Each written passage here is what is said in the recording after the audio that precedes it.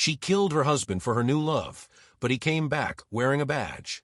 The sun was slipping low, dragging gold across the dry earth, and Catherine McGraw stood barefoot on the edge of her porch, the wind lifting her dark curls like smoke from a fire long burned out. Her dress, once white, hung stiff with dust and something darker near the hem. In her right hand, she held a revolver like it meant nothing, and everything. The prairie was quiet but for the far-off cry of coyotes, and the air smelled of ash and old lies. She hadn't meant for things to turn this way, not truly. But meaning had never counted for much in a place like Sable Creek. In that town, a woman's silence was a kind of currency, and love was a luxury only the lucky or foolish could afford. Katherine had once been both. Elias Boone was a man of few words and fewer absences of duty. He rode for the territorial scouts, wore his steadiness like armor, and loved her in a way that never spilled over, but ran deep, like river water under ice. He built her a cabin with his own hands, painted the shutters sky blue, and planted apple trees though the ground barely took. But he was gone more often than home, chasing horse thieves, surveying land, keeping order in a world too wide to hold. And while he was gone, the loneliness grew claws. She wasn't cruel, just starving in places no one could see. Elias, for all his quiet devotion, never looked at her like she was a fire he wanted to burn in. Never told her the things that made her believe she was more than someone to protect. Then came Jasper Kane, riding into Sable Creek on a painted bay horse, his coat too fine, and his eyes full of mischief. He tipped his hat with the charm of a man who knew the effect he had. He called her Katie, bought her licorice from the mercantile, and once left a peach on her windowsill. That one simple thing, a ripe peach in July, made her ache. He laughed with his whole chest, touched her wrist like it mattered, and leaned close when he spoke, like her thoughts were something rare. He was danger in a velvet glove, and she let him in anyway. It started with glances, then walks, then nights by the riverbank where he said things Elias never had. That he loved how her voice caught when she read. That she deserved more than waiting on a man who only came home tired.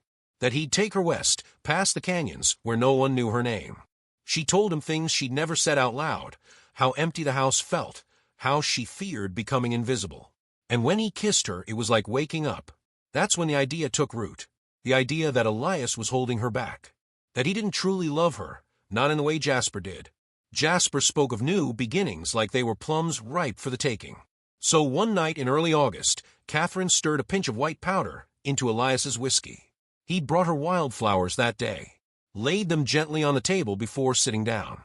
She watched him drink, watched his hand tremble, then seize, watched his body jerk and fall hard against the floorboards.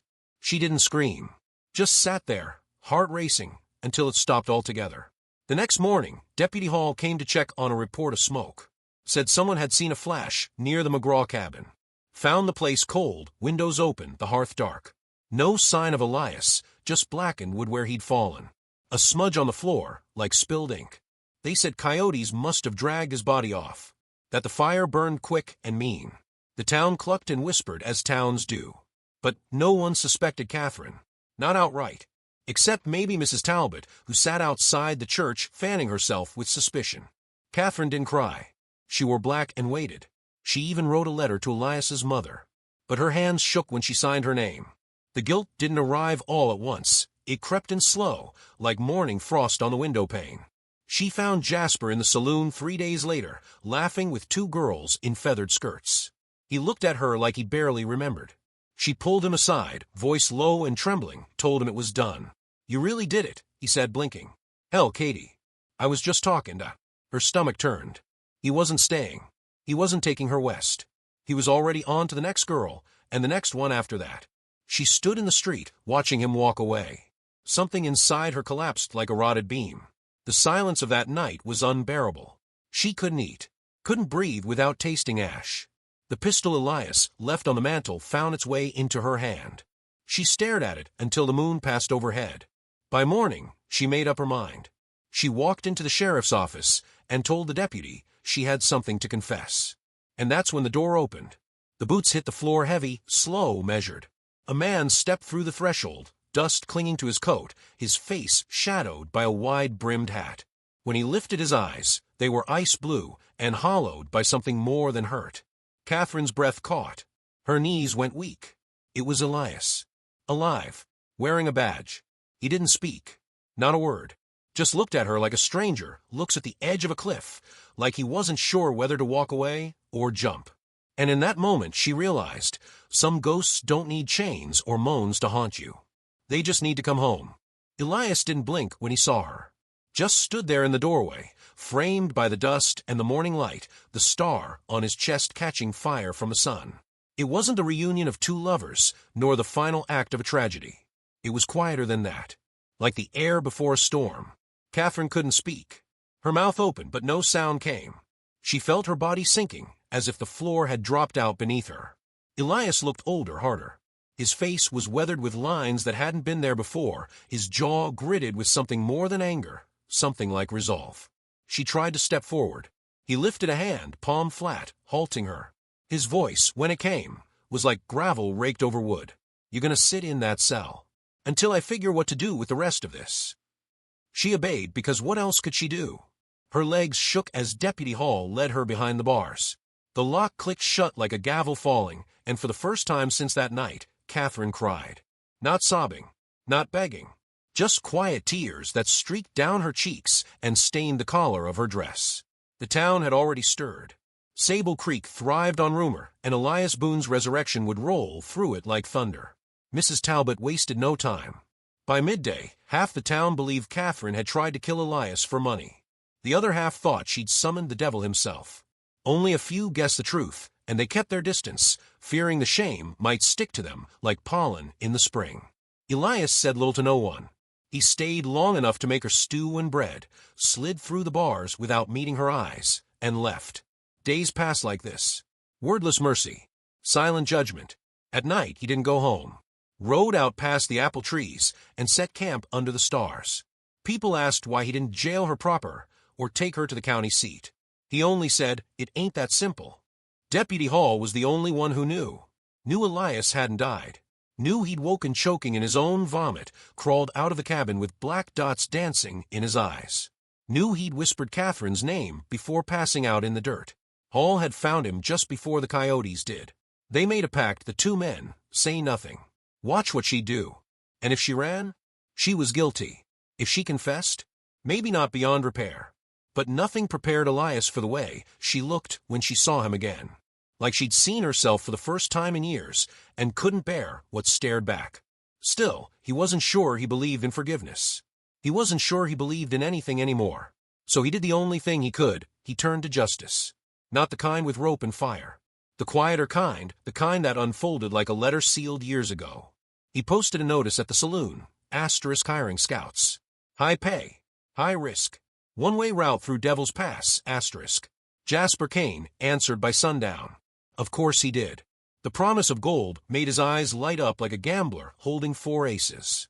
He swaggered in, tipped his hat to the deputy, and grinned at Elias like an old friend. "Well, look who crawled out the grave," he said, voice slick as oil. "Heard rumors, but I figured they were drunk lies." Elias said nothing, just nodded toward the job notice and waited for Jasper to sign his name. They rode out the next morning, just the two of them. Katherine watched from behind the bars as Elias saddled his horse. He didn't look her way. Not once. She whispered a prayer she didn't believe in. The canyon swallowed them by noon. Red stone cliffs rose high around them, casting long shadows that moved like phantoms across the trail. Elias rode silent. Jasper talked. Told lies about women, money, cards. Tried to bait laughter. Got none. At the mouth of the pass, Elias pulled his horse to a halt. Dismounted. Drew his revolver, but didn't aim it. Just set it on a rock. Jasper froze. "What's this?" "You ever love someone enough," Elias said, "to let him kill you?" Jasper squinted, confused. "What are you saying, Boone?" "You ruined her," Elias said, "but I reckon I let you." He stepped closer, slow, like a preacher at a graveside. "She thought you'd save her, but all you wanted was the thrill of seeing if you could steal her." Jasper laughed nervously. "Ain't my fault if your wife's bored." The punch came quick. Elias hit him hard right in the mouth, and Jasper fell back, spitting blood. Elias didn't pull his gun, didn't tie him up, just looked down at the man and said, "You're gonna walk back. Alone. And when you get there, you're gonna tell the town what you did. Every word, or I'll finish this next time. No badge. No warning." Then he turned, got on his horse, and rode off, leaving Jasper coughing in the dirt with the shame clinging to him like wet wool. Katherine was still in the cell when Elias returned. Her hair was unbrushed, her eyes hollow. "Did you kill him?" she asked. "No," Elias said. "Thought about it, but I wanted you to hear him say it." He opened the cell. She didn't move.